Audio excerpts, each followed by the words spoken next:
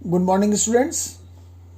कल हम लोगों ने फैगोसाइटोसिस, पिनोसाइटोसिस के बारे में पढ़ा था और बताया था कि कैसे एक्वाटिक एनिमल्स कैसे सॉलिड और लिक्विड फूड सब्सटेंस को अपनी बॉडी के अंदर इनटेक करते हैं।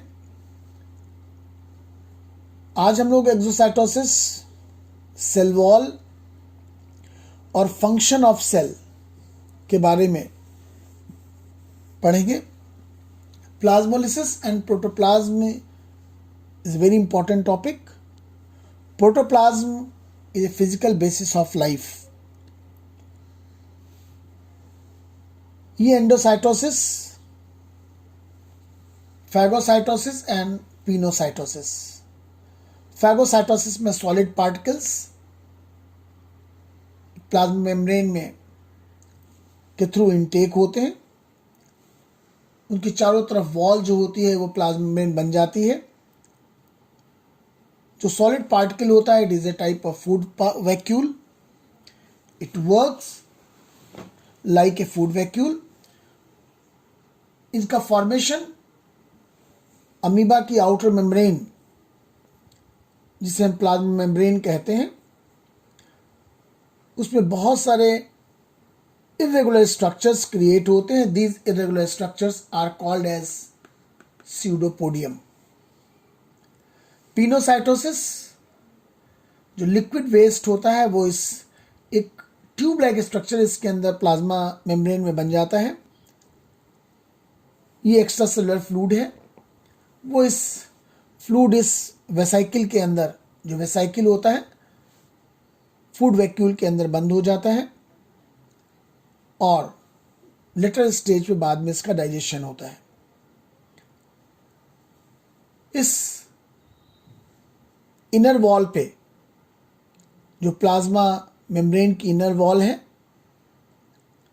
उसमें बाहर की तरफ बहुत सारे कोटेड वेसिकल्स होते हैं और जब फेब्रुलर कंडीशन आती है तो ये प्रोटीन को डिसॉल्व हो जाता है और इसके अंदर जो फूड वैक्यूल या फूड सब्सटेंस होता है उसका डाइजेशन स्टार्ट होता है।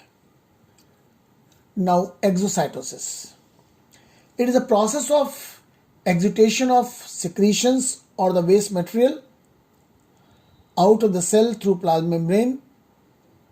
It is opposite of endocytosis. Exudation of secretions mean जो वेस्ट सब्सटेंस होते हैं उनका बॉडी से सेल में के थ्रू, प्लाज्मा मेम्ब्रेन के थ्रू सिक्रीशन होता है and it is exactly opposite to the endocytosis. Endocytosis में फूड सब्सटेंस अंदर आता है, एक्सोसाइटोसिस में फूड सब्सटेंस बाहर आता है। When the metabolic waste are thrown out of the cell, the process is called as ephagy. जो metabolic waste, urine, different type के अमीनो एसिड्स, कुछ अदर वेस्ट सब्सटेंसेस जो बॉडी के लिए वेस्ट होते हैं, दे बिकम्स रिलीज आउट और expel out from the cell.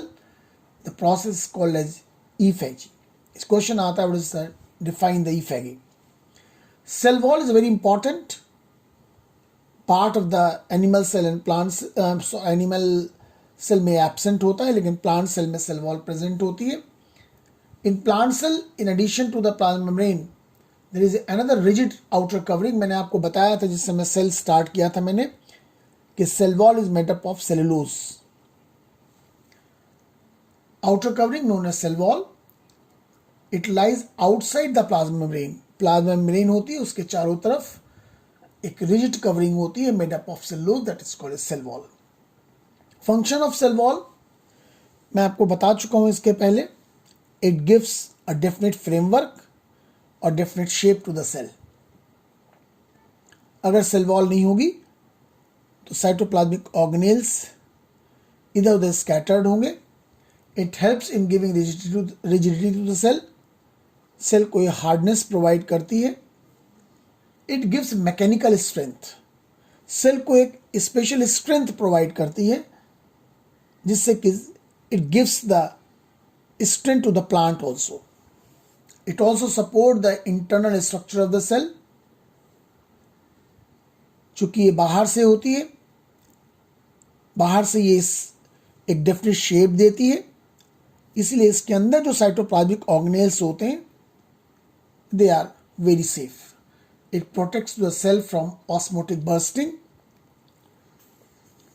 क्योंकि चूंकि थिक वॉल होती है, इसलिए अगर पानी इसके अंदर बहुत ज़्यादा हो जाएगा, आप देखिए बैलून को, आप सोचिए अगर बैलून को आप एक्सेस वाटर इसके अंदर फिलअप हो जाएगा तो वो बैलून बर्स्ट हो जाएगा, क्योंकि उसकी वॉल थिन होती है. यहाँ पर चूंकि वॉल इसकी थिक होती है, सेल्यूलोज की बनी हुई होती है, तो it also prevents from osmotic bursting. It also helps in the expansion of cells.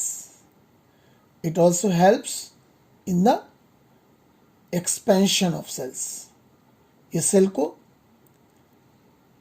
Expand करने में हेल्पफुल होती है. देख लीजिए एक्सोसाइटोसिस है, ये प्लाज्मा मेम्ब्रेन है. ये एक जितने भी वेस्ट सब्सटेंस होते हैं which is means ready for removal from the body, they are called as secretory vesicles. ये इसके अंदर फिलअप हो जाते हैं and after some time they remove from the body. Plasmolysis is very important. When a living plant cell loses water through osmosis, then there is a shrinkage or contraction of the contents of the cell away from the cell wall. This phenomena is called as plasmolysis. अगर आप थोड़ा सा अपनी topic को recall करें तो मैंने आपको हाइपरटोनिक, हाइपोटोनिक और आइसोटोनिक सोल्यूशन के बारे में बताया था. तब मैंने बताया था आपको एक्सोस्मोसिस और एंडोस्मोसिस. मीन्स जब कोई भी लिविंग सेल से वाटर बाहर निकल जाता है, जब बाहर निकल जाएगा तो ऑब्वियसली जो सेल होगी वो श्रिंक कर जाएगी and this phenomena is called as plasmolysis. Protoplasm is very important. All living components of a cell is protoplasm. It is a clear, colorless or slightly translucent substance, jelly-like, viscous, semi-fruit substance होता है. It can be distinguished into a centrally located nucleus and cytoplasm. Centrally located nucleus होता है और cytoplasm होता है. ये देख लीजिए, ये प्लाज्मोलिसिस है. जब किसी भी सेल को आप डिफरेंट कॉन्सेंट्रेशन में रखेंगे तो या तो सेल से वाटर बाहर आएगा या सेल के अंदर वाटर आएगा. It depends upon the concentration of solution. ये प्लाज्मोलिसिस है. देख लीजिए, ये प्रॉपर वैक्यूल है, ये थिक वॉल बनी हुई, इसमें this is a plant cell. इसके अंदर से वाटर निकल गया है तो साइटोप्लाज्म श्रिंक हो गया है. This is called as plasmolysis. इतना पूरा आप एक बार वीडियो 2-3 बार वीडियो देखिए. उसको देखने के बाद उसके बाद असाइनमेंट करना स्टार्ट करिए. वेरी इंपॉर्टेंट क्वेश्चन, एग्जामिनेशन के लिए बहुत इंपॉर्टेंट है.